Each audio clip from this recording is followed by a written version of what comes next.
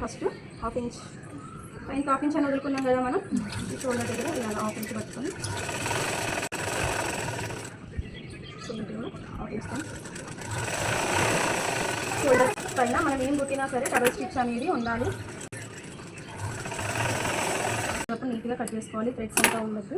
Okay, ఇప్పుడు next వచ్చేసి arm round stitch చేసుకుంటున్నాము. ఆమ్ రౌండ్ వచ్చేసి మనం అక్కడక్కడ కచ్చాలు ఇచ్చేయాలి. అక్కడ వరకు అయితే నేర్చుకోండి. తర్వాత ఓకే, ఇలాగ కచ్చాలు ఇచ్చేయాలి. కచ్చాలు ఇచ్చేసి ఏంటంటే దీన్ని క్లోజ్ చేసుకోవాలి చిన్నగా, డబల్ ఫోల్డ్. ఓకే, ఇలా కచ్చాలు ఇవ్వడం వల్ల ఇది ఫోల్డింగ్ అనేది నీట్గా అవుతుంది. లాగద్దు క్లాత్ని అసలు. ఇక్కడ అర్థమవుతుందో మీకు, క్లాత్ ఎటువైపు అయితే ఉందో నేను అటువైపు ఇలానే పట్టుకుంటుంది, ఇలా స్ట్రైట్ చేయట్లేదు.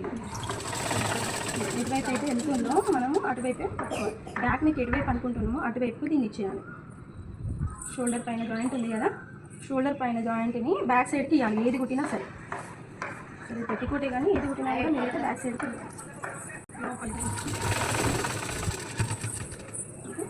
సేమ్ ఎటువైపు అయితే ఉందో అటువైపే మనం ఎక్కడి వరకు అయితే ఫోల్డింగ్ పట్టుకున్నామో అక్కడి వరకు టంక జరుపుకుంటూ అంటే బయటికి రావద్దు. మన ఈ స్టిచ్చింగ్ అనేది మనం ఎక్కడి వరకు అయితే సెట్టింగ్ చేసుకున్నామో దానికి బిఫోరే హాఫ్ ఇంచ్ బిఫోరే ఆగిపోయేలాగా చేసుకోండి. అప్పుడు ఫినిషింగ్ అనేది నీట్గా వస్తుంది. ఎటువైపు అయితే ఉందో తిరిగి అటువైపుకే సెట్ చేసుకున్నాం, అప్పుడు నీట్గా స్టిచ్చింగ్ అనేది వస్తుంది. ఇటువైపు కూడా అలానే కచ్చాలు ఇచ్చేస్తాం.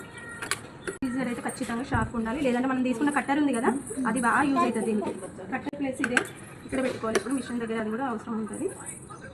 కట్టర్తో అయితే చాలా ఫాస్ట్గా అయిపోతాయి. సీజర్ అయితే ఎక్కువగా ముందుకు వెళ్ళిపోతుందేమో అన్న భయం ఉంటుంది. అయితే షార్ప్గా ఉంటుంది కావాలి కాబట్టి తొందరగా కట్ అవుతుంది.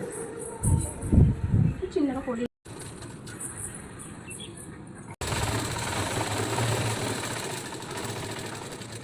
అందులో స్టిచ్ చేసుకున్నాము. ఇప్పుడు నీకు కూడా సేమ్ మెథడ్, ఇంకా నీకు కూడా అలానే స్టిచ్ చేసుకోవాలి. అక్కడక్కడ కచ్చాలు పెట్టేసుకొని క్రాస్గా పెట్టాలండి, స్ట్రైట్ కాదు. అంటే ఇలా ఇట్లా పెట్టద్దు అన్నమాట, క్రాస్గా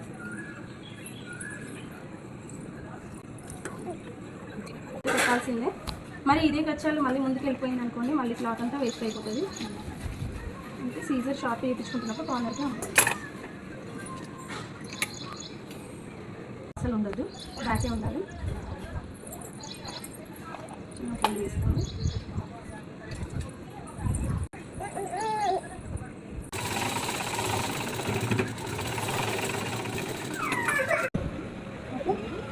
ఇప్పుడు దీన్ని ఏం చేద్దాము అంటే సీదాని లోపలికి పెట్టిద్దాము, ఉల్టాని పైనకి తీసుకొని ఫిట్టింగ్స్ వేసాము. ఇప్పుడు వీల్ తీసుకున్నాం కదా మనం, కనిపిస్తున్నాయి కదా మార్కింగ్స్, జస్ట్ ఆ మార్కింగ్స్ పైన స్టిచ్ చేయండి. ఈ కచ్చాలు రెండు కూడా కరెక్ట్గా కలవాలి. ఓకే, కచ్చాల పైన స్టిచ్ చేస్తున్నాను నేను.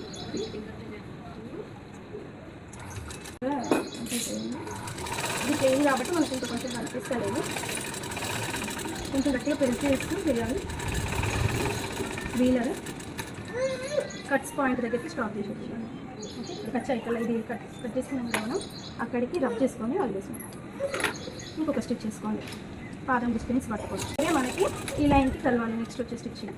ఓకే, సేమ్ మళ్ళీ ఇంకోటి కూడా ఇంకో స్టిచ్ చేసుకోవాలనుకున్నా కూడా దీనికి ఒక 1.5 ఇంచ్ బిఫోరే మనం కలవాలి. మళ్ళీ ఇక్కడ వరకు పక్కనే రావద్దు, అంటే పక్కకి ఇంకొక స్టిచ్ రావద్దు, ఒకటే స్టిచ్ ఉండాలి కట్స్ దగ్గర.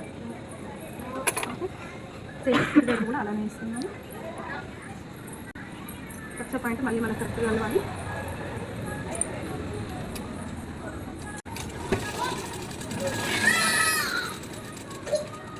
మీరు లైన్ పైన స్టిచ్ చేసుకుంటే చాలు.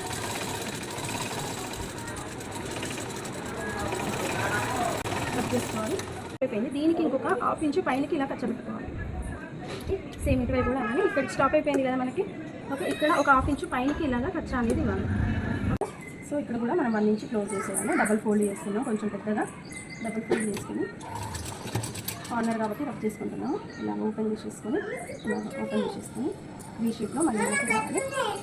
వీ షేప్లో ఉండాలి. తర్వాత దీన్ని క్లోజ్ చేసాం. కచ్చా పెట్టుకున్నాం కదా మనం, అక్కడ వరకు క్లోజ్ చేసాం.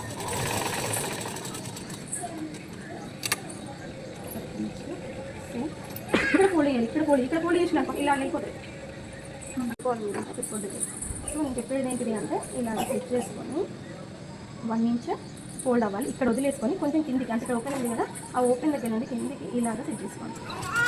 ఓకే, అర్థమైంది కదా. డబుల్ ఫోల్డ్ కాదు.